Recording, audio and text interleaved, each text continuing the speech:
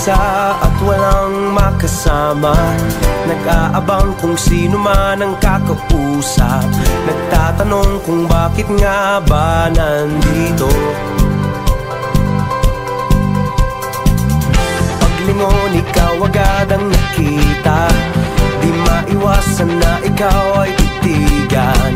Nag-iisip kung paano lalapit sa'yo. Hindi na malayan, bigla na lang nagkatabi at nagtawanan sa isang iglap na kayayaan. Sumayaw, kasabay ang masaya na tutugan. Itaas ang kamay at sabay magtatalunan. Ikaw at ako parang atin ang